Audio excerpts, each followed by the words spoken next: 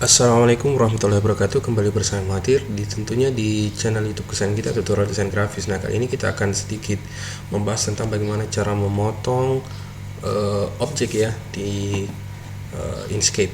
Nah, langsung saja di sini saya akan membuat objek segi 4. Objek yang pertama, yang kedua adalah lingkaran, dan yang ketiga saya akan membuat segitiga ya.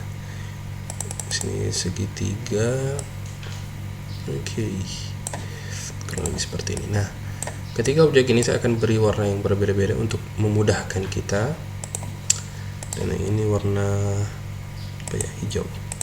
Nah, baik teman-teman sekalian, hal yang pertama yang ingin kita tekankan di sini adalah yang pertama, letak ketiga objek ini, yang mana yang berada paling bawah, yang mana tengah, yang mana paling atas.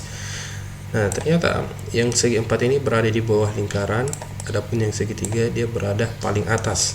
Nah, mungkin di Inkscape kadang kita ingin memindahkan sebuah objek pada layer tertentu, baik itu layer ke atas atau turun ya. Jadi misalnya di sini sebenarnya caranya cukup mudah. Kalau di CorelDRAW itu kita menggunakan klik kanan lalu order. Nah, di sini punya icon tool sendiri yang justru sepertinya dia lebih mudah dibandingkan CorelDRAW. Misalnya segi 4 ini saya ingin naikkan satu layer. Nah, di sini ada Roy Selection One Step. Jadi ini ketika kita mengklik ini dia akan naik satu layer. Nah, ini kan yang segi 4 ini di atasnya ada lingkaran. Nah, kita klik satu kali maka dia akan berubah posisi menjadi di atas lingkaran. Nah, saya akan kembalikan dia ke bawah. Lalu bagaimana ketika ada begitu banyak layer tapi yang segi 4 ini kita ingin posisikan dia ke layer yang paling atas? Itu cukup mudah. Jadi klik, lalu Anda klik yang ini, Right Selection to Top. Jadi dia akan membawa objek ini ke layer yang paling atas seperti ini. Nah, tentunya mengetahui hal ini sangat berguna apalagi kita ingin memotong sebuah objek ya. Nah, baik, kita langsung saja, saya akan hapus segitiga ini. Nah, baik. Berikutnya kita akan membahas tentang path. Nah, path ini akan sering kita gunakan ketika membuat atau berkarya di Inkscape. Jadi fungsinya itu yang pertama adalah untuk, anggaplah kedua objek ini ingin kita satukan ya, atau ingin kita gabungkan. Caranya cukup mudah. Nah, kalau di CorelDRAW ingin menyatukan kedua objek ini kita menggunakan weld, tapi kalau di Inkscape kita akan menggunakan path dan pakai union. Nah, ini sini kita bisa lihat kedua objek ini bersatu. Nah, baik teman-teman, saya undo dulu. Saya undo. Nah, berikutnya saya duplikat sebagai bahan perbandingan. Nah, tadi supaya dia bisa bergabung tentunya kita pakai adalah union. Jadi pengolah path di sini ada yang ini ya, 1 2 3 4 5, mungkin kita akan sering menggunakan ini nantinya.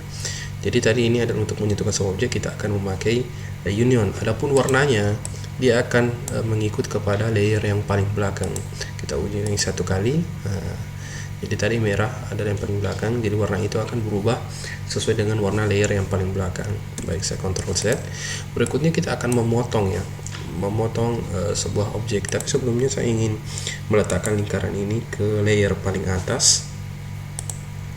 Nah, jadi berbeda ya. Ini layer lingkaran berada paling bawah, adapun yang satunya dia berada yang paling atas. Nah, ketika saya seleksi keseluruhan kedua objek ini, lingkaran dan segi 4, ketika saya hendak memotong ya, difference. Jadi yang terpotong adalah segi apa? Yang terpotong adalah lingkaran, dan yang menjadi pemotong itu adalah layer yang paling atas. Yang terpotong adalah layer yang paling belakang. Nah, saya ulangi, difference. Oke. Nah, tentunya jika hal ini kita lakukan kepada objek yang berikutnya, tentu yang akan terpotong di sini adalah yang segi 4 ini. Kenapa? Karena layer yang paling atas berfungsi sebagai pemotong, adapun yang layer paling belakang itu fungsinya sebagai objek yang akan dipotong. Nah, kita coba difference. Nah, baik, sudah dipaham untuk union dan difference. Berikutnya kita akan beralih ke intersection ya. Nah, fungsinya sebenarnya dia adalah untuk mengambil bagian tengah ini, atau yang bagian yang saling bersinggungan antara kedua objek. Jadi supaya lebih pas, lebih gampang ngertinya, kita akan langsung praktekkan. Saya akan seleksi dua objek, lalu path, lalu intersection. Nah, jadi yang tersisa adalah objek yang bersinggungan antara kedua objek.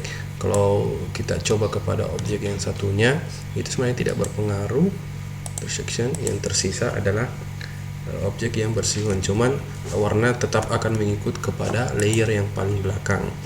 Nah, berikutnya teman-teman sekalian, setelah union, difference, intersection, berikutnya adalah exclusion yang berfungsi untuk menghilangkan objek yang bersinggungan.